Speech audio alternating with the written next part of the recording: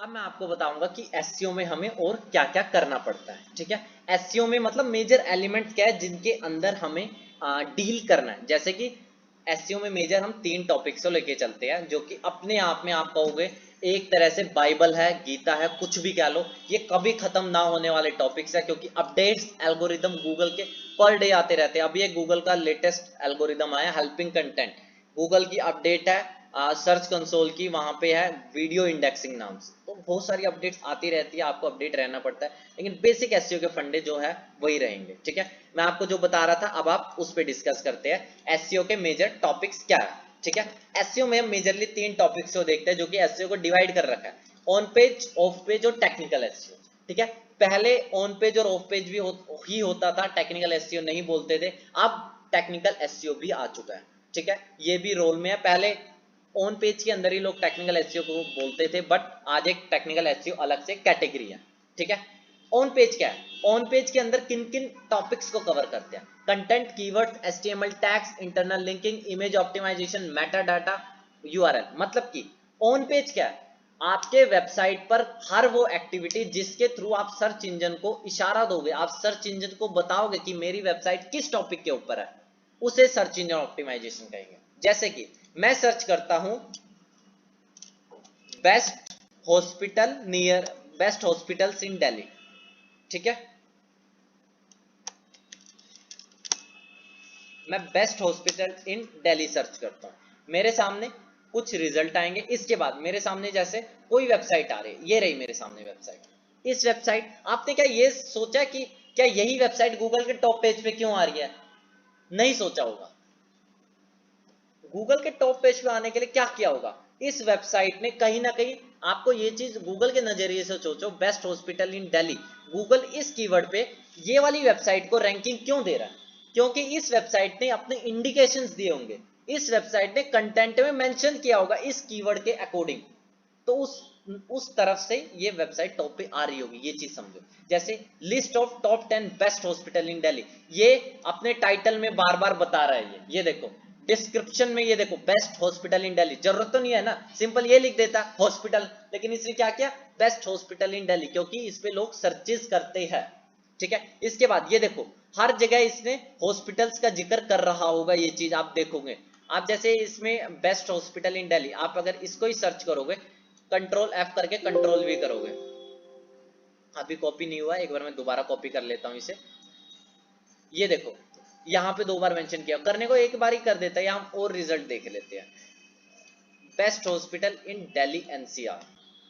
ठीक है, इसमें देख सकते हो यहाँ पे top hospital in Delhi, best hospital in Delhi NCR. कोई सेंस बनती है इसकी? ऊपर ही आप वही दिख रहे हो, नीचे आप फिर से लिस्ट दे रहे हो, कोई सेंस नहीं बनती। फिर भी बता रखा है, गूगल को ये सिग्नल दे रहा है। आप ये देखो हॉस्पिटल, बेस्ट हॉस्पिटल, अगर आप ये सर्च करोगे कि ये कितनी बार एंटर कर रहा है, ये देख सकते हो 29 टाइम्स ये अपने आप कहोगे एक ब्लॉग में ये चीज डाल रहा है, अपने यू पेज में डाल रहा है। ये देख सकते हो कहाँ का है, यहाँ पे भी। ये तो बेसिकली इंटरनल लिंकिंग है, बट आप इसके मेन ब्लॉग पे आप जाओगे, ये अलग अलग देख सकते हो, best hospital in Kolkata, best hospital, ये बेसिकली साइलो स्ट्रक्चर बना रखा है। बट अपने जो आपके हाथ में होता है वो क्या होता है? अपने वेबसाइट को कंट्रोल में रखना। मतलब अपने वेबसाइट पे आप जो भी चेंजेस करोगे, इसके यूआरएल क्या क्या नाम है? Best hospital in Delhi NCR. Title क्या था इसका?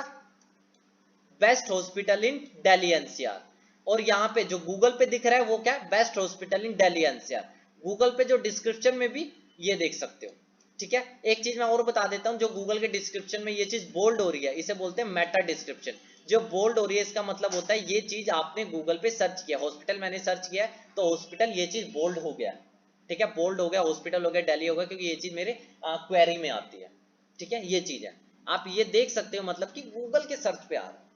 मतलब कि एक वेबसाइट पे आप क्या क्या चीज कर सकते हो जिससे गूगल को सिग्नल जाए। आप अपने यूआरएल, ये बोलते हैं यूआरएल, पेज का यूआरएल, वहां पे आप अपने कीवर्ड को मेंशन करो। जैसे best hospital in Delhi NCR, keyword इसका होगा best hospital in Delhi NCR, keyword है, यूआरएल में मेंशन किया, टाइटल में मेंशन कर रहा है, डिस्क्रिप्शन के अंदर मेंशन कर रहा है, इस तरह से मेंशन कर रहा है। अगर आप और कोई कीवर्ड सर्च करते हो, जैसे बेस्ट डिजिटल मार्केटिंग इंस्टीट्यूट या बेस्ट डिजिटल मार्केटिंग कोर्स, मैं ये सर्च करता हूं अगर, तो मेरे सामने ऐड दिख रही है, मैं जाऊंगा ऑर्गेनिक रिजल्ट्स पे। जैसे इसका ये क्या बता रहा है, ये एक वेबसाइट है, इसमें ये क्या देखते हैं, देखो यूआरएल क्या है वो देख लेते हैं।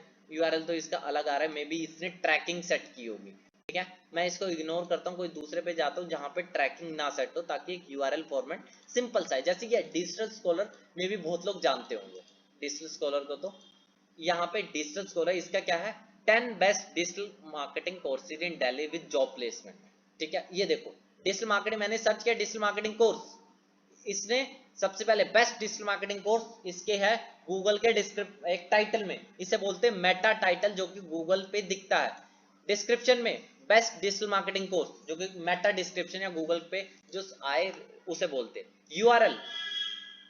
यूआरएल में भी digital marketing course in Delhi, वही चीज आ रही है, best digital marketing course in Delhi. ये देखो यहाँ पे अगर और आप इसे कंट्रोल एफ करके सर्च करोगे कि ये कितनी बार आ रहा है, ये देख सकते हो आप। ये देखो 12 बार ये कीवर्ड आ रहा है एक ब्लॉग में, ऐसे ही तो कारण नहीं होगा ना। Are you looking for best digital marketing course, आप और ड्रॉप डाउन करके देखो, ये देखो how to find best digital marketing course in Delhi, इससे यहाँ पे टेबल ऑफ कंटेंट के थ्रू बता रखा है।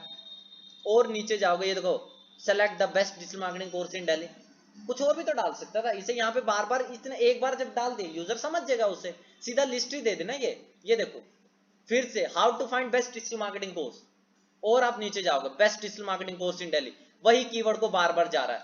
मतलब कि एक कीवर्ड को, कोई भी कीवर्ड आप जिसके लिए गूगल पे रैंकिंग चाहते हो, जैसे ये डिजिटल स्कॉलर है, ये रैंकिंग चाहते होंगे best digital marketing course in Delhi, जो कि आ भी रही है इनकी रैंकिंग, तो यूआरएल में उसको मेंशन करेंगे, टाइटल के अंदर मेंशन करेंगे। अलग अलग टैग होते हैं, H1 H2 H3 H4 H5 H6 तक टैग होते हैं, वहां मेंशन करेंगे।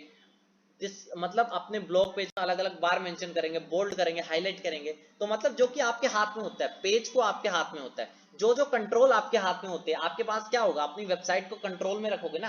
पेज पे अगर आपको 10 बार आप चाहते हो कीवर्ड आए, आपके हाथ में, कोई दूसरा तो नहीं कंट्रोल कर सकता। तो ऑन पेज का काम आपके हाथ में होता है, मतलब कि जो जो चेंजेस आप अपनी वेबसाइट में करोगे वो सब ऑन पेज के अंदर है, या जो जो ऑप्टिमाइजेशन आप एसईओ के अकॉर्डिंग अपनी वेबसाइट पे करोगे।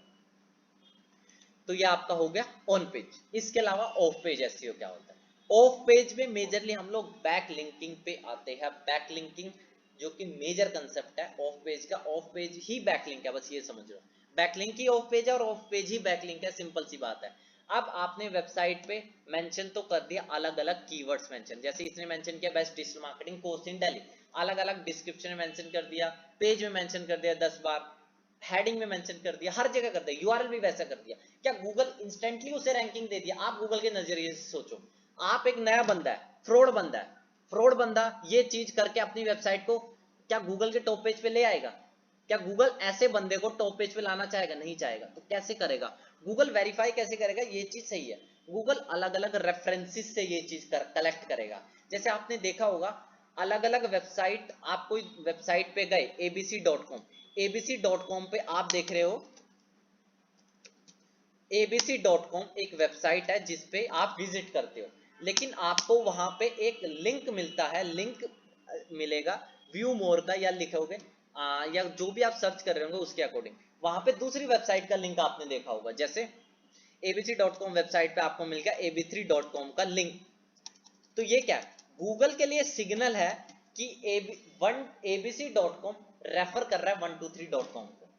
इसका मतलब क्या है? प्रायोरिटी हाई होगी 123.com की, मतलब इसका मतलब है abc.com ट्रस्ट करता है 123.com पे। मैं आपको बैकलिंक की डेफिनेशन दिखा देता हूं, मे बी तब आपको क्लियर होगा। ये देखिए, a backlink for a given web source is a link from some other website to that web source. A web resource may be a website, web page or a web directory. A backlink is a reference compatibility to the citation. Definition पे ना जाओ, मैं आपको simple definition पे मैं आपको बताता हूँ। अगर एक वेबसाइट दूसरी वेबसाइट को लिंक दे रहा है, ये देखो ए वेबसाइट बी वेबसाइट को अगर लिंक दे रहा है तो एक जूस ट्रांसफर होता है, एक जो एसईओ का जूस है, लिंक जूस ट्रांसफर होता है, ठीक है। जो कि रैंकिंग किसकी आई होगी? वेबसाइट बी की रैंकिंग। अगर मान लो वेबसाइट बी है, जैसे ये दिख रहा है वेबसाइट बी है, अगर इस वेबसाइट को 10 अलग अलग रिसोर्सेज से, 10 अलग अलग वेबसाइट से लिंक मिलता है, तो गूगल को ऐसा लगता है कि 10 अलग अलग लोग इसे ट्रस्ट करते हैं।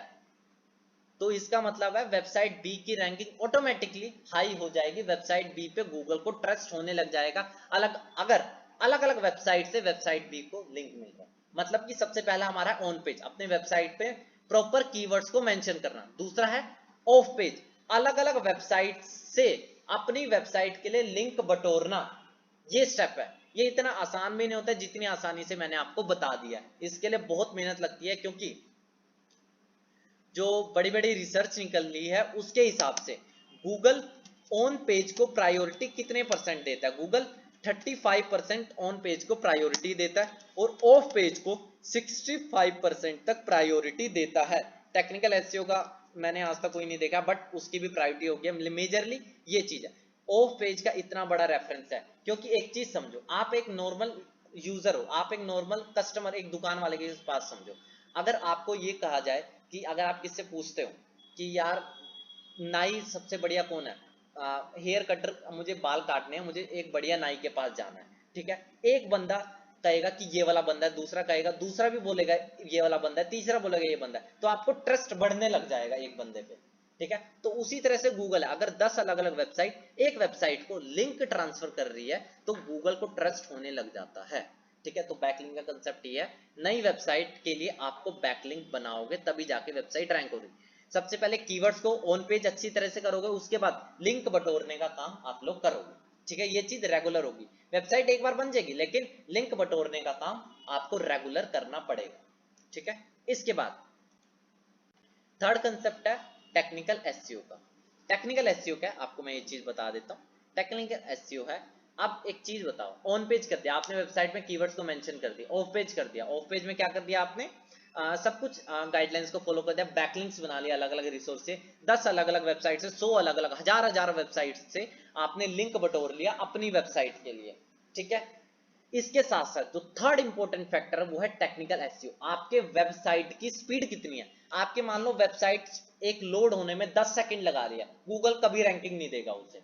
अगर आपकी वेबसाइट सेकंड्स में लोड हो रही है, एक सेकंड में लोड हो रही है, गूगल अपने आप रैंकिंग देगा। ऑन पेज ऑफ पेज के साथ साथ ये भी इंपॉर्टेंट फैक्टर है। इसके अलावा टेक्निकल एसईओ का पार्ट है साइट मैप, रोबो.txt, इंडेक्सिंग स्ट्रक्चर। ये क्या होता है, थोड़े एडवांस टॉपिक है जिसे हम आगे आने वाली वीडियोस में डिस्कस करेंगे। मैंने छोटा सा कंसेप्ट होता है टेक्निकल एसईओ पेज स्पीड का। इसके अलावा होता है रोबो.txt, मतलब कि आप मान लो आपकी वेबसाइट में 20 पेजेस है, ठीक है, जिसमें एक पेज है प्राइवेसी पॉलिसी, एक पेज है टर्म्स एंड कंडीशन, डिस्क्लेमर। क्या आप चाहोगे गूगल पे ये चीज इंडेक्स हो?